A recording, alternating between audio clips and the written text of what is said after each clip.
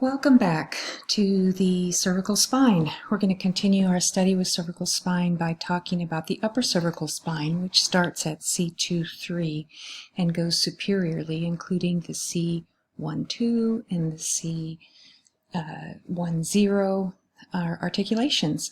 So think about this area as being completely a new part of the spine, unlike anything that you've looked at before. The symptoms can be different, primarily relating to the patient's complaint of head pain and headache pain. The movement of the upper cervical spine it's so important that it accounts for 50% of the function of the cervical spine.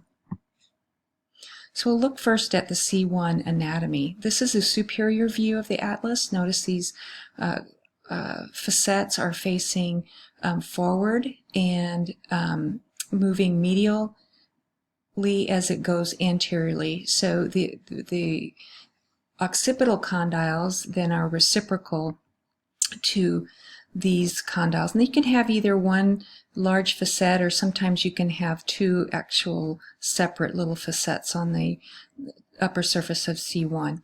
Here's your transverse foramen on each side for the vertebral artery. And remember that vertebral artery goes through the transverse foramen, does a 90-degree angle, and lays right in this gutter here before it enters into the foramen magnum and up into form the circle of Willis with the internal carotid artery. So that's something for us to remember as we're doing our soft tissue techniques at the cervical spine. We have the anterior arch of the atlas and the anterior tubercle, which receives the dens or the odontoid process of C1.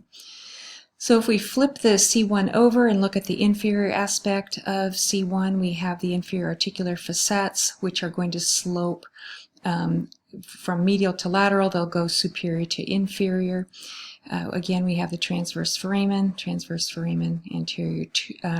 The facet for the dens you can see better from this viewpoint.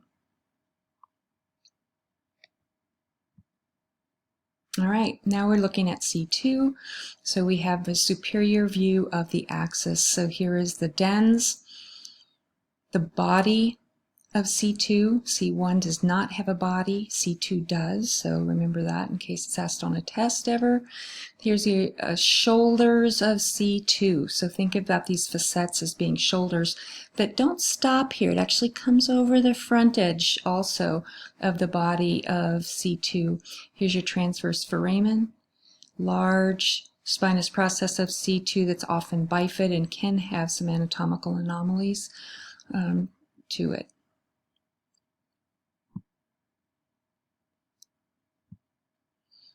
So we talk about OA joint as being the occiput atlas joint, or you can call it C0, C1.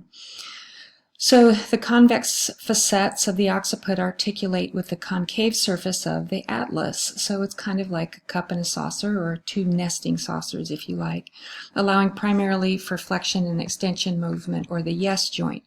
The AA joint has the superior articular facets of C2 articulating with the inferior articulating facets of C1. These are stabilized by ligaments and allow primarily for rotation.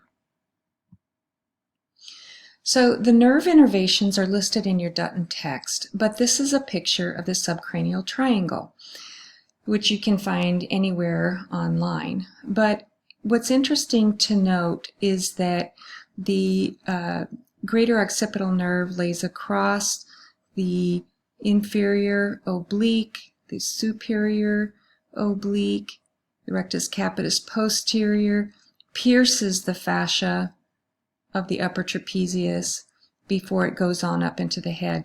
Here is the lesser occipital nerve, and then right here is the greater auricular nerve, which can account for some of the ear symptoms that we find our patients complaining of. There are other reasons for that also. But this just shows you we've got a high traffic area in this very small space.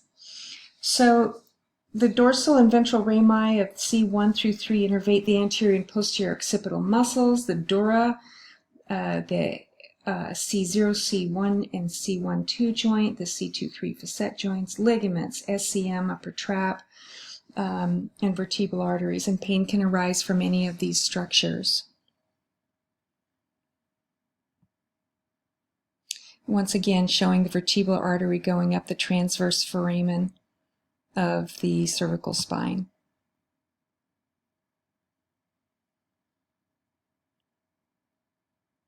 This is the joint of C1, C2. You can see it's got a nice articulator cartilage in the joint, which can become arthritic, and it's not uncommon for your patient to have some crepitus in these joints as they age. But this is the anterior longitudinal ligament, the anterior atlanto-occipital membrane,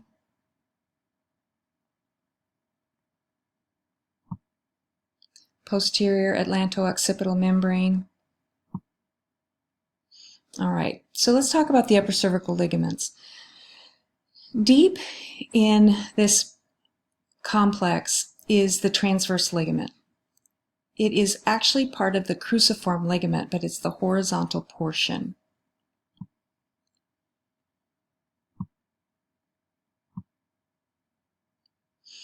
This is not as clear as I would like, but here is the cruciate ligament, of which the transverse ligament is a part.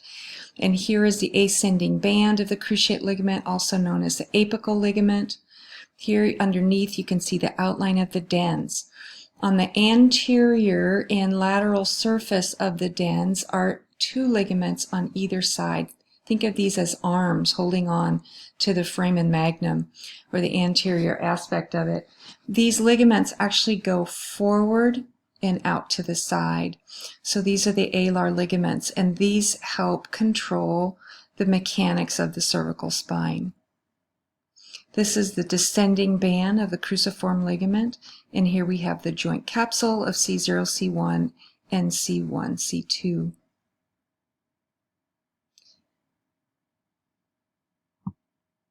All right, here is another nice picture of the sagittal view of upper cervical ligaments and membrane.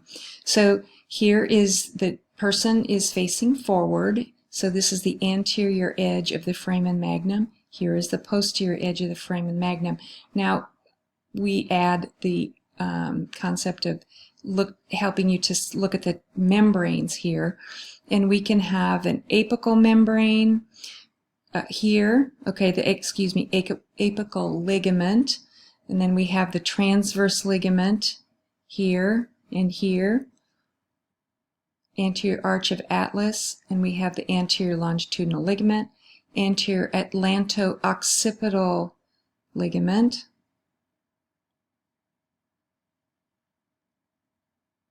tectorial membrane that runs posterior to the dens, posterior to the transverse ligament,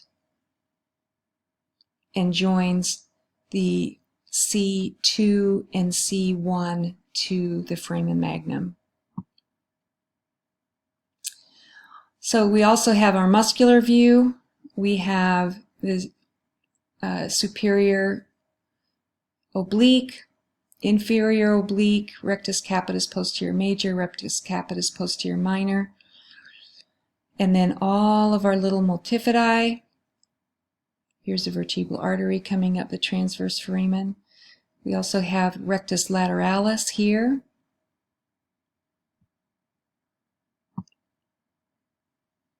And anteriorly, rectus capitis anterior here, and rectus lateralis here,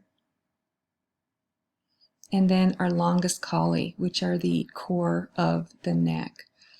Multi-segmental, thin, strap-like muscles,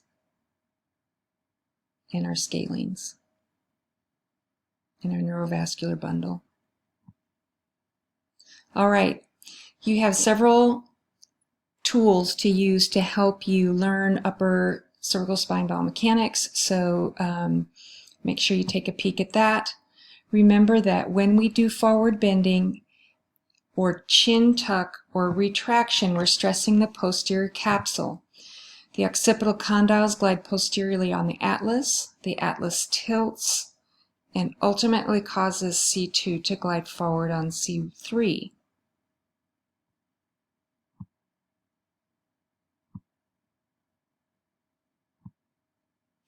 In protraction, we have backward bending of C0, C1. The occipital condyles roll backward and glide anteriorly because we have a convex surface moving on a concave surface.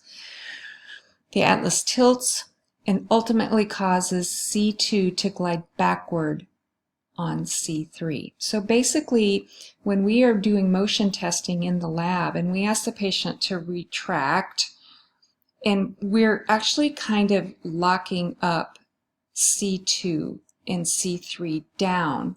So we're taking the mid-cervical spine out of the picture. And we're doing the same thing when we ask the patient to protract.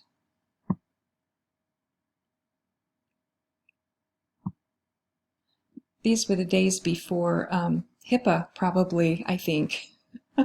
So if we talk about cervical right rotation, we have right rotation and left side bending at the occiput and C1 so that the eyes can stay level.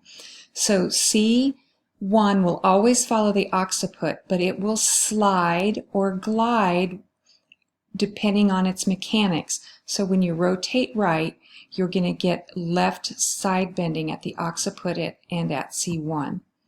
And all vertebrae from C2 down are rotated and side bent to the right.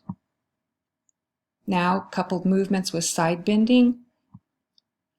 With right cervical side bending, the occiput and the C1 move together and rotate to the left to keep the eyes forward. Otherwise, if they didn't and they just followed the mid-cervical spine, you would be looking down and to the right. So if we ask our patient to keep their eyes forward, C0 and C1 have to move together and rotate to the opposite direction. C2 down will right side bend and right rotate. So I hope that helps to clarify some of the biomechanics. Don't fear and don't be afraid of this. We have lots of other opportunities to help.